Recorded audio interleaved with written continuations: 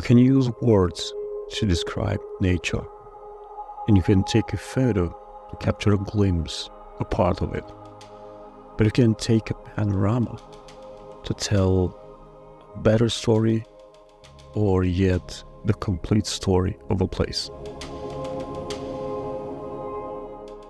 Today it's all about panoramas and how to take these kind of photos of the landscape and why am I taking these photos.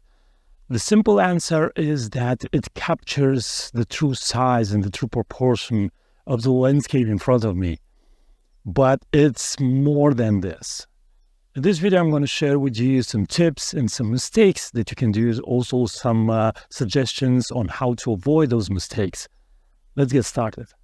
The first tip that I have for you is to have a method to know that a sequence of photos define a panorama. Let me explain. When you take lots of photos, when you're out there photographing it, you tend to forget where you did the panoramas, where a panoramic sequence starts and where it ends. So my way of dealing with this is before I'm photographing a panorama, I'm doing a sign like this with three fingers, and I'm doing it from the left, and I'm taking one photo.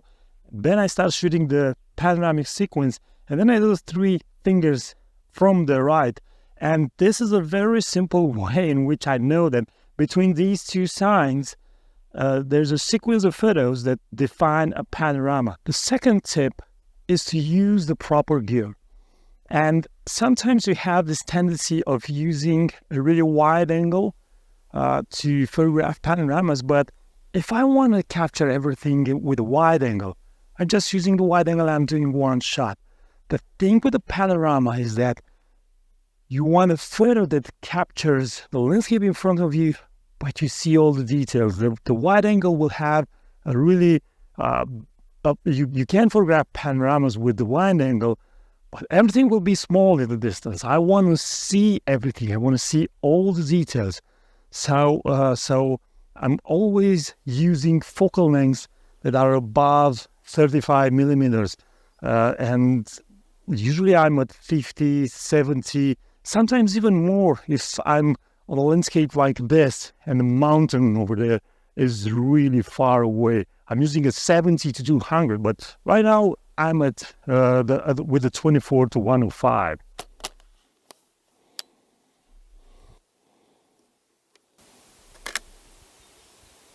The third tip I have for you is to keep your camera in portrait mode. The simple reason for that is because you're capturing more on the vertical, and you want to do this because panoramas that are really wide are not that interesting, especially if you print it. And now we are at tip number 4, how many photos you should take in a panorama. Well, there is no true formula, and for different purposes, you have different answers. If you really want a wide photo, if you need it for a banner or something, you can take as many photos as you want. But if you want to print it, for example, I think that 5 photos is the ideal number of a panorama. More than 5, the panorama becomes really wide and really narrow. When you're going to print it, or when you want to, you will have to print it really large to have a decent size on the vertical.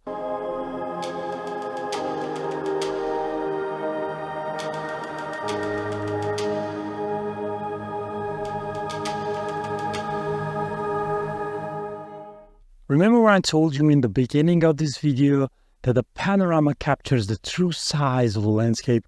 Well, over here, I'm starting to enter the forest, and I found this beautiful trail that goes into the distance, and there are some trees that are guarding the trail, and I'm going to take a photo in the normal horizontal or landscape mode, and then I'm going to take a panorama. So with the single image, I'm at 35 millimeters, ISO 100, f11, 0.3 seconds. And you see the image right now. And now I'm going to take a panorama of this, and I'm going to switch my camera to portrait mode. Got him.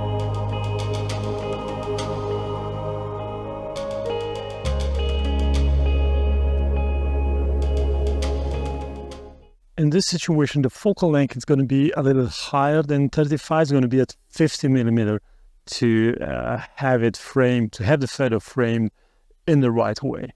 When you're photographing panoramas, remember that you still have to think about the subject. You still have to think about composition. And I'm saying this because I noticed during my workshops that people kind of tend to forget these kind of things. They tend to think that when they're doing panoramas, it's sufficient to do the panorama and not pay attention to all those other details. So make sure you still plan for the photo before you make it. And now comes a shameless plug. If you want to learn more about landscape photography, you can check out my ebook or my workshops. The details are in the description of this video. And now let's get going with photographing panoramas.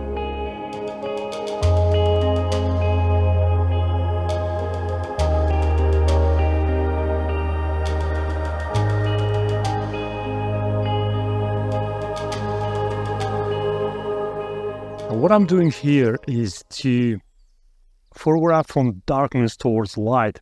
And this is a lesson that I spoke about in the previous video where I talk about creating a dynamic perspective and creating depth in your photos. And if you want to watch that video, I'll put a link for you in the description of this video.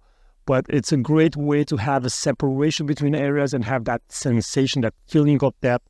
So I'm capturing everything from darkness towards light, of course, in a panoramic format. One of the mistakes that you can do when you're photographing a panorama is not locking the exposure. So you get inconsistencies in your exposure. And this means using a semi-automatic way of photographing, like aperture mode or time priority.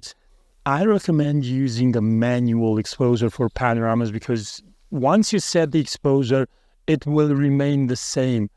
It's the same with having the focus point on your trigger. I configured my camera to have the trigger of the camera only measures the exposures and I focus with the back button over here. You can also do the first focusing for the center of the panorama and then you switch your lenses to manual mode. I prefer not to do this because it takes time. That's why I configured my camera like this, but it's the same thing with the inconsistency in exposure. Having inconsistency in your focus can lead to a bad panorama, a series of photos that can't be stitched. When photographing panoramas, you don't always have to concentrate on the big landscapes. For example, over here in front of me, I have some ferns and they are forming like an interesting, bouquet, if you want, of ferns. So they look kind of interesting. And I used an aperture of 6.3, focal length of 100 millimeters, ISO 100 and 1/6 of a second. The reason for a longer focal length and an aperture of 6.3 is that I wanted a little bit of blur behind the ferns. I wanted a little bit of separation from the rest of the landscape. Another mistake is you're not overlapping enough between photos.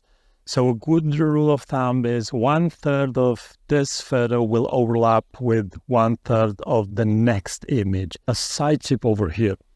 If it's windy and the leaves are moving all the places and the branches of the trees are moving all the place, it's going to be almost impossible to have a good stitching. So you want to avoid situations like this when the elements in your photo move. Another tip, and I lost count of what tip is this, is to have a good sturdy tripod. Now my choice is a Manfrotto 0.055 series, the carbon fiber with 3 sections. It's not necessarily for you to use the same tripod. It's just the tripod that I'm using, but you need a good sturdy tripod. If one of the photos from the sequence is shaken, everything will go to waste and you won't be able to stitch the photos together. Another mistake is that you leave the white balance on auto. It's the same mistake like leaving the exposure on a semi-automatic way, because the white balance is going to change slightly depending on where you point the camera. If it's darker, it's going to shift it towards more blue or more yellow. I don't know what it's going to do, but it's going to shift a little bit. That's why you need to set everything on manual, including the white balance. These were the tips for you to photograph the perfect panorama. I hope you find everything useful. If you want to learn more about landscape photography, you can check out my ebook or one of my workshops. Everything is in the description of this video on the link from my website. And until next time, keep on photographing, because it's the only way that you can get better. Thanks for watching, and bye-bye.